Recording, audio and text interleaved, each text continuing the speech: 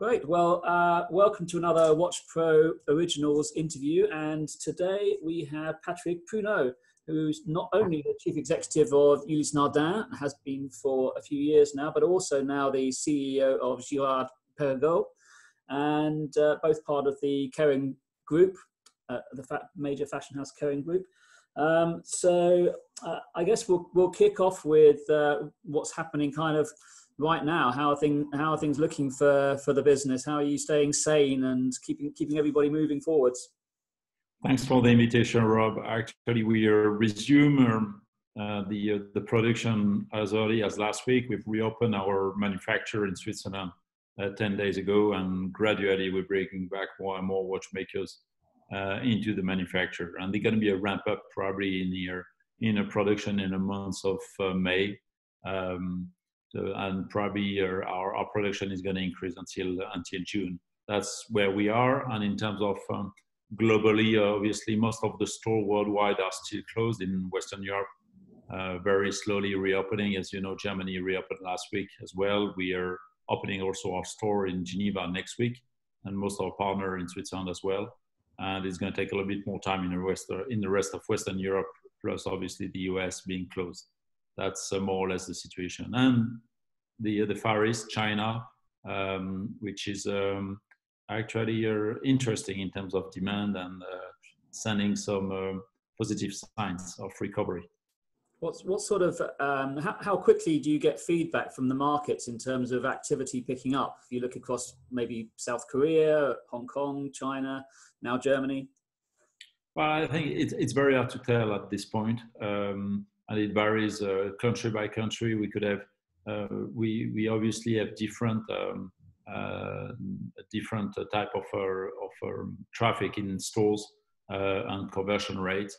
But it's very diverse, and I would expect it to be for the next couple of months. I think it's going to be, we're going to have a very mixed picture in the next couple of months, depending on the countries.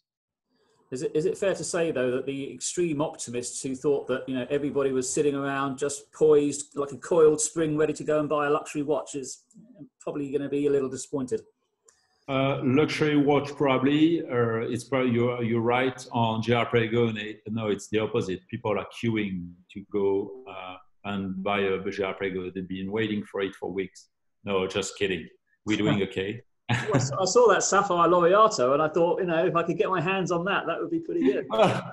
No, to be honest, and I was obviously kidding, but the confinement time is also creating a space for reflecting on a potential purchase, and that's true. I think it's true for Girard-Perregaux. It's probably true also for some other brands. I think everyone is reflecting about some dreams, one way or another, whatever a dream is. For some, it would be a new Girard-Perregaux, or for others, it would be a travel or something else. But I think giving time also for everyone to reflect and to just aspire to something else than just moving from the bedroom to the sofa. Well, I've certainly got pent-up demand for travel, taking a good holiday. I'm desperate to get into a nice restaurant. I can't do any of those things for a while, so maybe I'll just have to, satisfy my third craving, which is luxury watches.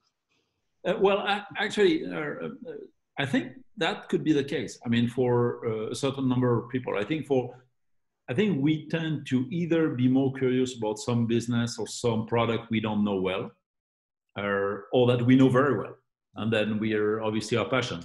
You mentioned some of your passions, and timepieces, luxury timepieces is one of them.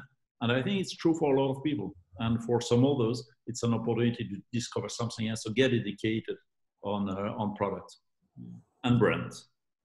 And now you were due to appear at Watches and Wonders Geneva, which is obviously inevitably was postponed until next year. But I noticed that you didn't actually launch your products on the watchesandwonders.com, digital unveiling either. Was that tactical or what? I think we didn't find it. We didn't find for us, and I'm only talking for Girard-Perregaux here, and not for the other brand that have decided to show some of the novelties at Watch and Wonders online. But we didn't feel it was the right timing for us. Obviously, we had the intention to present our novelties in April in Geneva. We were ready for that, and we are ready. but we saw the timing and what's happening in the rest of the world were probably not appropriate for us. Again, I don't have any judgment on the brand that done it, and to be honest, I'm actually rather positive. I think some brands were right to do it. It was probably right for them, and anyway, any signs of positivism we can send, and to create a momentum that's going to bring back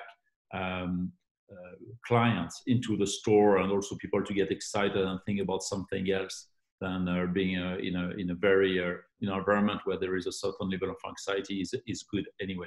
But for us, it was not the right time, and we believe the end of August is going to be much more appropriate. Also for our client, I think our clients are going to be here much more in a mind to discover some of novelties at the end of August. Mm. I mean, one thing I would say is that anybody who thought going into this year that they could replace big trade fairs and physical presence of bringing people together and replace that with a digital launch, I think they probably have been set straight on that. I've really missed it myself. Yeah, I think it's, really I cannot blame anyone for trying things. Sure. I think the most important thing, whatever we do, and again, some other brands or us, I think it's right to try things. It's also an opportunity. We know the world is changing, and we have to do things slightly differently. I mean, as a brand, I consider ourselves as an innovator in terms of material, in terms of movement. And I think in a way we can talk about the product, we should also try things. And the digital way is one way to do it. But there are also new ways to do it, sort of brick and mortar or physically. For instance, the Geneva Watch Fair, which is actually not really a fair. It's a gathering of brands at the same time at the same place. Each brand showing the novelties in their own space. It's another new way also of doing things. And that's still, Geneva Watch Days is still in the calendar for August? Yeah, sorry, definitely.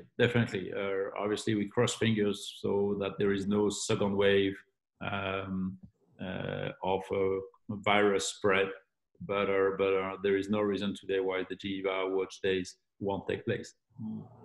I mean, one of the outcomes of this situation is that it's been a bit of a leveler. It doesn't matter if I'm speaking to the chief executive of Cartier or Patek Philippe or what I would probably term the challenger brands. I think those challenger brands have had maybe slightly the better of it because you're more active, you're getting out, you're having more conversations, while the real blockbuster brands have been pretty silent. Okay, thank you. I take it as a compliment. And we sort of medium size. We're not the Cartier, the Patek, and we're not the niche brand neither. We're somewhere in between. But I think it's interesting to see how each brand react in this environment because we have to be cold-blooded. I think we have to always think: is it what we're doing and what we're thinking appropriate in this environment? Because we should never forget there is a first health issue out there, but also I think it reflects more or less. It could reflect more or less the mindset. We strive to be agile and to be, as I say, innovative. To have more desire than fears, and I think that's probably a proper way to describe us at Girard-Perregaux, and maybe some other brands for some other brands is the case. So we're also very eager to talk to the press, all the stakeholders in the industry, but also to end consumer more than ever. Even if we have no intention to sell to end consumer, we do it through our multi-brand stores and our partners. But we're very happy to take that opportunity to engage into that conversation because I truly believe, as I had the opportunity to say in the past, that luxury timepieces is probably still one of the most contemporary luxury objects around in a year to be purchased. I mean, you're talking about selling direct to consumer there. I mean, it must have come as a humongous shock to everybody when suddenly your retail partners have closed all of their doors. Did it make you think that we need to accelerate on the e-commerce front yourself and become a brand that can sell via your own .com? It's not the case for Girard-Perregaux because we we have quite an exclusive distribution. We're an exclusive brand in terms of volume, and we're an exclusive brand in terms of distribution. We have roughly 200 point of sales in the world, so it's very limited. We're probably one of the smallest in terms of distribution, and we're happy with that. We're actually very happy with that, and we also fortunate because we work with some of the best retailers in the world, if not the best retailers. So I mean, so we are, and they are the strongest financially. They are also the one that we've been working with for a long time, and they have a true sense of partnership. So for us, the intention is really making sure we drive customer into their stores and make sure they would continue the experience that has very often started online on the digital world or social media, and take them all the way to the store where they're going to get a great experience from our partners. I don't know how much you can speak at the same time for Ulysse Nardin and Girard-Perregaux, but both brands, as you say, they're in with excellent retailers such as Watches Switzerland and Bucherer and Vempe. But a lot of these big groups are very dependent on prime real estate positions in the key cities: London, Paris, New York, Hong Kong, and those retailers are so successful in those cities because that's where the travelers go. That's where the Chinese go to shop for their watches. Geneva, of course, as well as Zurich. We have to assume the Chinese won't be traveling anytime soon. Does that mean you need to change tactics and maybe find them at home? Well, we already find them at home. First, let's talk about the large retail chain or the large partner, or not even the largest, but sometimes just strong partners. Sometimes some of those partners in Milan, in Barcelona, in Madrid, or elsewhere in the world, in some cities in the US, they have sometimes just a store or a handful of stores. But in those stores, as you said, are high street or extremely well located. I think it works both ways. It's true they probably have quite significant fixed costs, but they are also financially sound, and they also work with the best brands. So they probably get more impact immediately, but more opportunities to recover. And also they've been preparing themselves over the last couple of years to adapt to a changing environment, even before this crisis. And we notice it. I personally, I left that industry a couple of years ago to come back. And when I came back, I really noticed the difference between the retailers that were investing on training, stores, being extremely professional in their approach, and some others that were probably less investing in the future. So back to your point, we already have a significant distribution with Girard-Perregaux in China. For sure, we need to be able to address the Chinese customer, which is a significant portion of the luxury consumers in the world, also at home and in a proper manner. And when you say China, it's properly China at the moment. I mean, even it's not China, Hong Kong, and some other countries. It's really China, mainland China. Yeah. And it's really interesting what's happening there. We see some of the consumer returning to the stores, either our own boutique or franchise stores. And we see that happening more and more. And we are also fortunate because in China with Girard-Perregaux, we're teaming up with also some of the best retailers or distributor. Mm. I guess the question, put a slightly different way, would be how dependent are you on travel retail? Which I was speaking to CEO Zenith the other day, who said travel retail is dead this year. I don't think there's much point in arguing with that. The question is how much of a domestic audience you have, country by country, for your watches. So it's a good question. I think we've never been one of the most dependent travel retail brand, to put it bluntly. So it's probably at some point we always had the intention. And to be honest, it's a strategy, but we're also fortunate to inherit from that situation today. But I wish we could have sometime even more travel retail performance, but we had, I think, probably an average one, but it's not like disproportionate in our case compared to some other brands. So it means obviously less travel retail would impact us, but we have a good chance to actually offset that locally. We have always worked really hard with our partner to work the local consumption. And it's true in Western Europe. It is true also in the US. US is definitely very much domestic consumption. And we have always been quite careful whenever we grow the travel retail to balance it also in in your home country, which is China. But it is a challenge anyway. Yeah. I mean, it wouldn't be fair to say that it's going to be a challenge for the whole industry. There seem to be two sort of almost opposite forces in the world at the moment in terms of distribution. Most independent jewelers are probably trying to stock fewer brands, focus on the best sellers, that sort of thing. But at the same time, I think there's been a very recent move, actually. I've seen it particularly with Watches of Switzerland Group, where they like to take on additional brands, where they've got something new to talk about to their customers rather than just another Rolex, another Patek. I mean, are you seeing both of those forces at play, and how does it affect your outlook? I think we were last year, and we are this year, because we got some confirmation of some of the big players that are. We had planned to expand our distribution with some of those big players, and those plans have been confirmed. So the way I see it is like, first, I think they pay tribute to our work and probably appreciate our brand for the role we can play in a store. Again, when we enter into a store, I think the intention is create more opportunities to talk about, the world of luxury watches, and not only steal one sales from another brand. There is no point if you're a retailer to do that.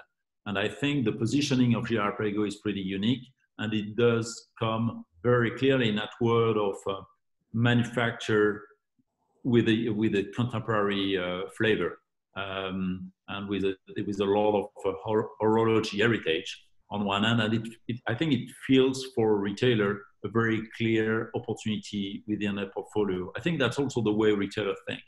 Now, referring to what you mentioned, which I think is a very fair assessment, is some of the retailers today are probably looking at the environment and thinking, I have to create more opportunities, just because some of the very large brands are sometimes selling 1 million units or hundreds of thousands of units, which is great. Is it exclusive? It's probably a very good product, but is it exclusive? Probably not. And many of my consumers are also looking to differentiate themselves and want to discover something else. And that's where some brands, like Girard-Perregaux, depending on the country, have a role to play, especially when they come with such a strong heritage in manufacturing and a very reassuring history for the end consumer. Now you're part of the massive Kering group, which is obviously sort of underpinned by Gucci and the key fashion side of their business. Has that been an advantage to you going into this crisis to have that sort of financial muscle behind you?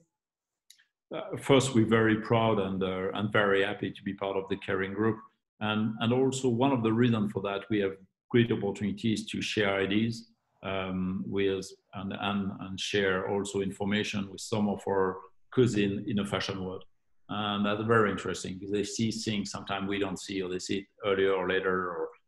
And I think that's I really see it as a privilege and a great opportunity for us. So definitely it's a major asset in those times.